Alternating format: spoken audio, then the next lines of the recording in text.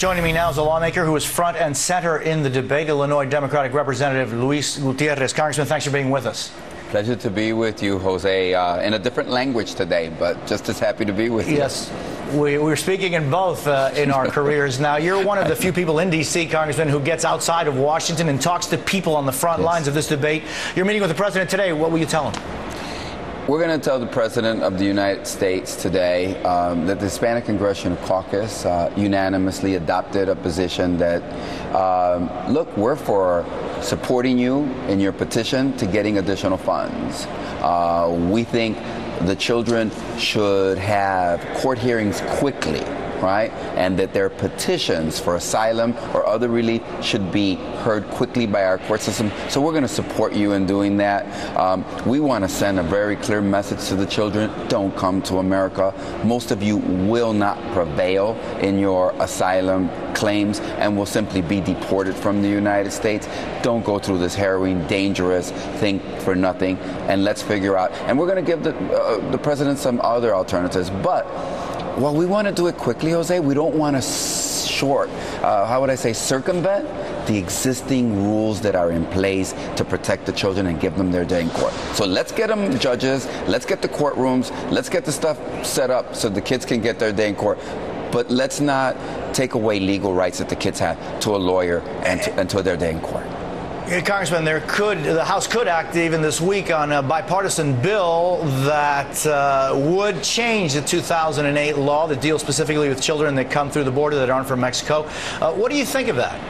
Well, Jose, I have to say Henry Cuellar and I have worked very closely on immigration issues, but there's a parting of the waters here, clearly. What the members of the Hispanic Congressional Caucus will tell the president today will be that just isn't a way forward.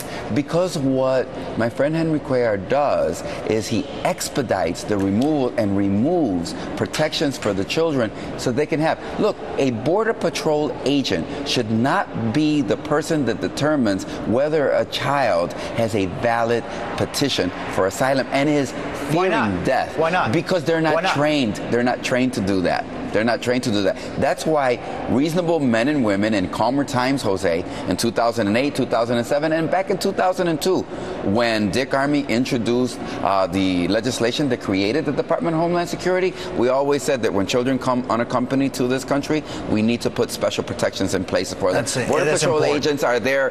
Their whole design and their whole mentality is keep people out. Look, let me put it to you this way. The Mexican children are treated differently. Less than 5% of all Mexican children are ever determined by the Border Patrol to have a petition for asylum in this country. And as a matter of fact, it has been shown that about 6 out of 10 of the Mexican children are never asked about a fear of persecution and plus they can't speak Spanish, most of them. Look, there's a whole reason for doing this, and they're not equipped to do it.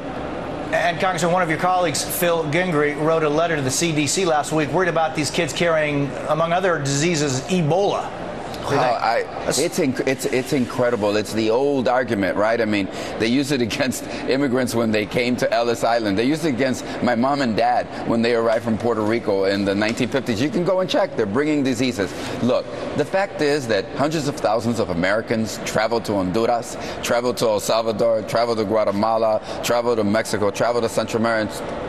They're not coming back with the diseases. And you know something? It is a good issue to raise, though, on the other end. But let's just say one thing. All of the kids are screened. That's why you need the money, so that they have proper medical screening, both for our safety and theirs. Congressman, real quickly, what would you say to the people who say, listen, this is not our problem. Deport them. If they want to come in legally. That I believe in American exceptionalism, Jose, that I believe this is the strongest, most powerful nation in the world, and when children come fleeing violence and torture and abuse to our borders, the first thing we do is we protect them, and then we sort things out with the children. That's America. Look, if you look right now, Jose, Syria, right? We've got like 2 million refugees between Turkey and Jordan. And what do? We provide funds. We tell them good job for standing up to those who flee Assad. So all I'm trying to say, around the world, I want to set the standards about how it is we treat children. And it is our responsibility. We're leaders of the world. This is our hemisphere. And those Central American countries, we should be investing there. Instead of spending $1.5 trillion in Iraq where they hate us, we should start investing in our own hemisphere.